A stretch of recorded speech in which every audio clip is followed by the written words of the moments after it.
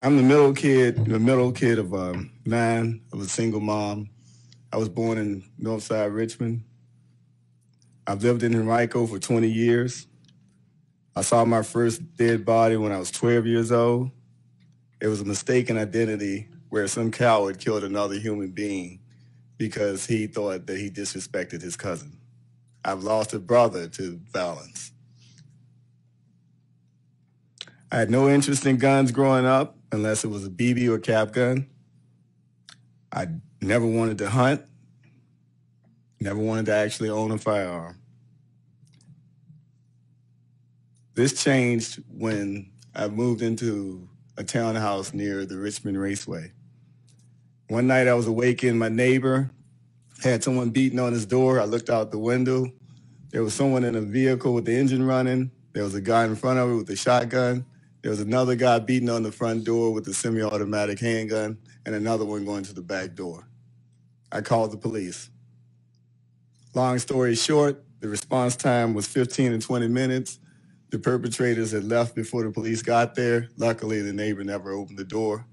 But what made me purchase a firearm was that the fact when I went back to my upstairs bedroom, I heard the police officer ask over the radio who called in the call, and they gave him my address and name. So that's when I bought my first firearm and took my first training course. I spent the night at my mom's house one night after that in Richmond. I woke into 3 guys stripping a car in front of her house. I called the police. Response time was 30 minutes. The perpetrators had left 3 times from that car and came back before the police showed up. Luckily, they were still there and they caught them. I have zero confidence in the governor, our current governor. I feel that he's attempting to repair his image by promising everything but the kitchen sink. He's endorsed infanticide, given land to an Indian tribe that was promised by the Brits before America was even formed. And now he wants to ruin the economy of Virginia by bringing tens of thousands of refugees here in one bunch.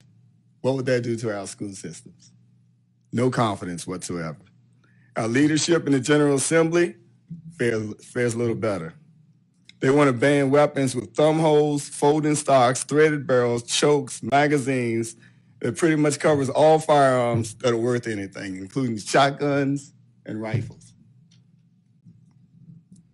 Red flag laws bring armed citizens into confrontations with our police officers, and that never turns out well. I've been stopped personally for driving while black 4 times. Each time, my coworkers didn't understand why I was upset. I was upset not because I felt like the officer was going to shoot me or anything like that, but because there was a potential that I could be shot. A red flag law is bringing it back. Red flag laws will also be abused by groups such as Antifa and the Resist people, who believe in their motto being any means necessary to disarm you or to get their point of view across. In Maryland, in August, a citizen was killed because of a red flag law. Why do I need an AR with 30 rounds? I only target practice enough to train. I don't hunt. I wouldn't necessarily have it as my go-to gun if somebody kicked my door in. That's not what I would use it for. I need it because the Second Amendment says my rights shall not be infringed. Today we have presidential candidates promising everything for free. Where's that money going to come from? How are you going to get it? Today we have congresswomen telling us we can't eat this food or we can't eat that food because it's bad for the environment. How are you going to make me not eat that food? Today we have congresspersons telling us to get in the face of our political opponents. Today we have the IRS being weaponized against nonprofit groups, turning their tax-exempt status because of their political beliefs. Today we have the FBI, the CIA, running illegal ops against American citizens. Yet I hear some people still continue to say, we don't need the Constitution anymore. There's no more tyranny. But I digress. I ask you today to protect me and my family. You're charged with the citizens of Henrico County.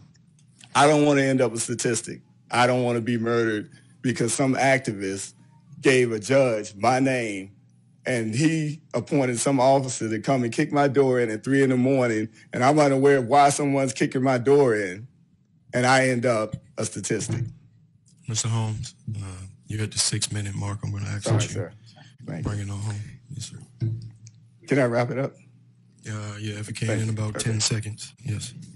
So I ask you to protect me. I ask you to make Henrico a Second Amendment sanctuary county. I ask you to do this not in defiance of the state, but to send the state a message that we stand united and that we support our citizens. Thank you. Thank you.